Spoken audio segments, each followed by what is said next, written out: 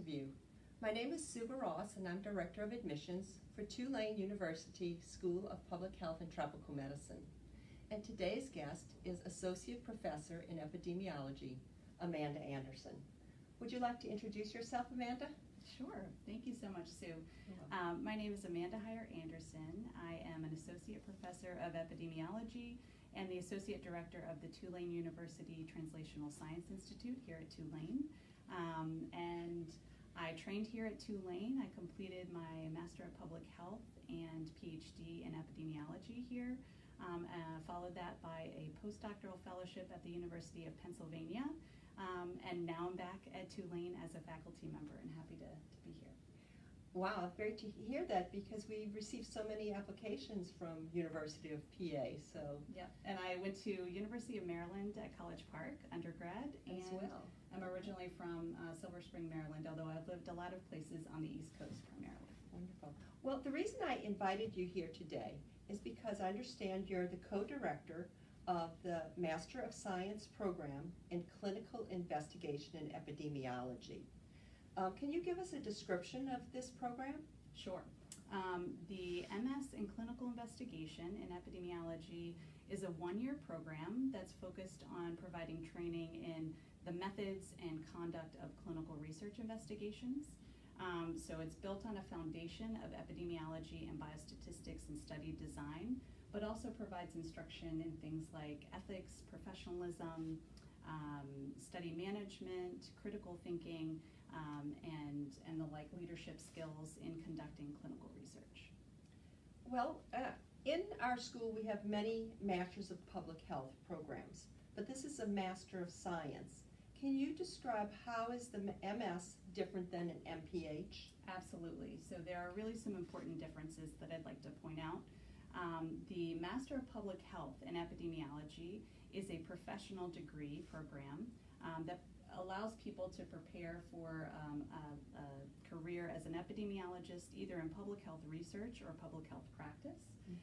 The Master of Science in Clinical Investigation also prepares people to serve in a lot of the same roles, but it has more of a focus on epidemiology and biostatistics, whereas the MPH gives you a real broad foundation in public health across the different public health disciplines. So it's a longer program, a little more intensive, and it provides some background in health systems, policy, and management. That's the MPH, whereas the MS in Clinical Investigation does not. It's really focused on the methods and conduct of clinical research focused in epidemiology.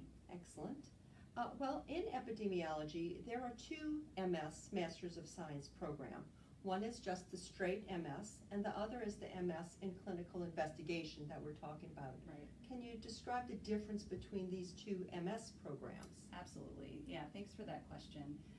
The Master of Science in Epidemiology in our department is really focused on providing a strong analytical and quantitative background for someone who wants to be an epidemiologist.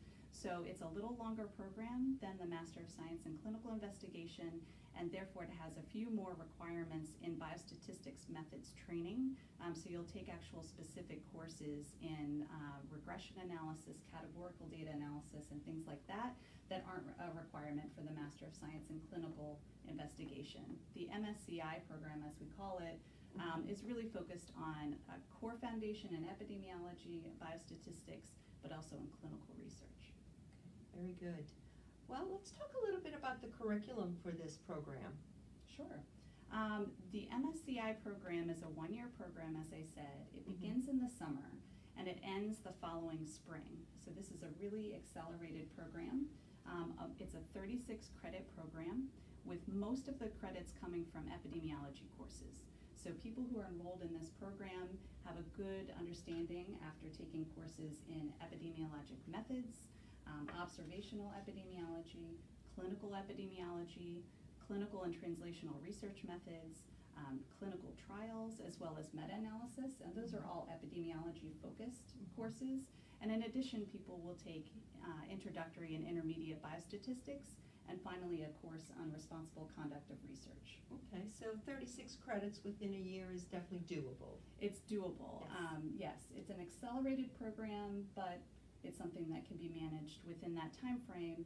And for students who are looking to take a gap year, who want to go on to medical school or to start a medical residency in the summer, they'll be able to finish this program in time to start those programs. Perfect.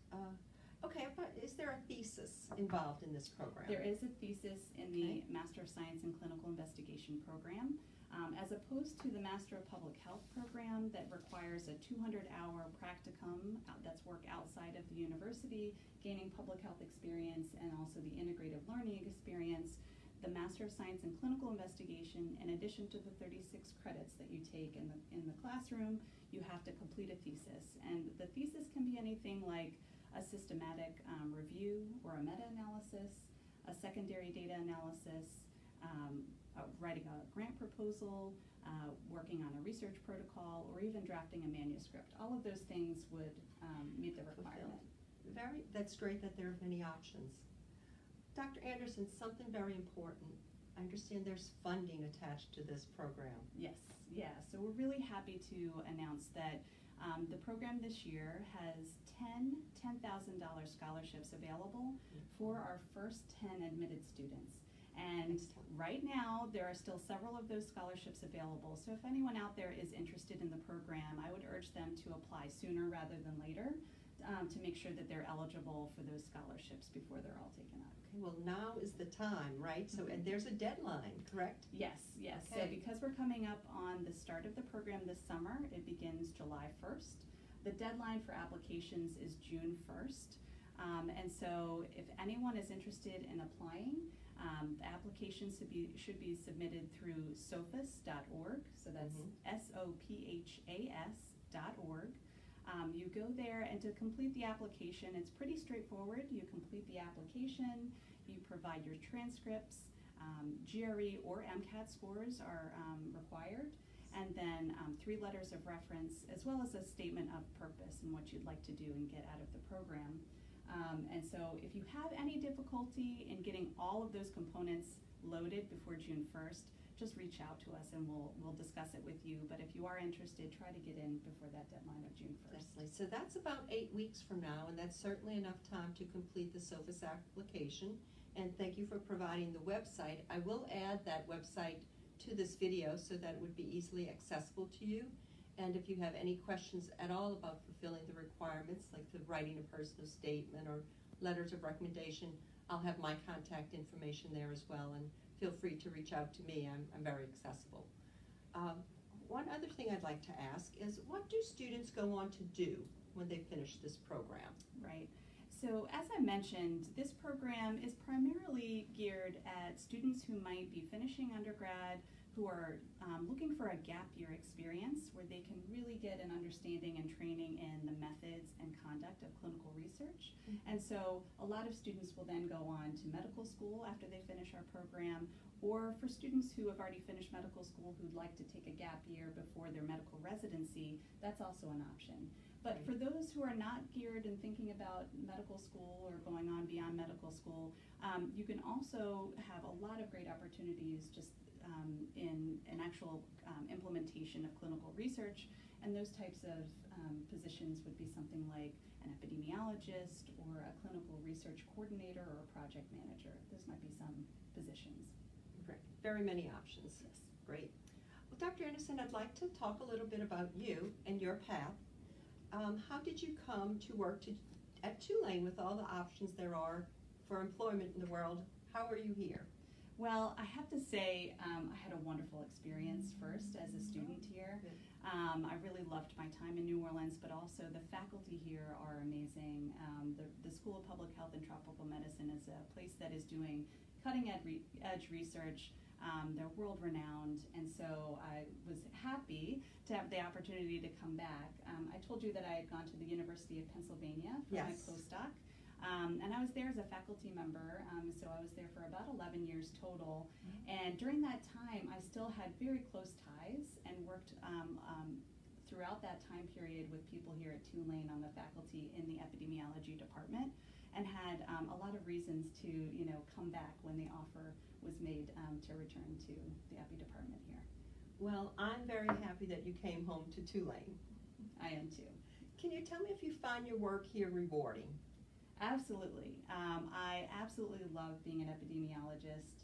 It was not anything that I had ever heard of before I had already finished my undergraduate degree before I learned of epidemiology.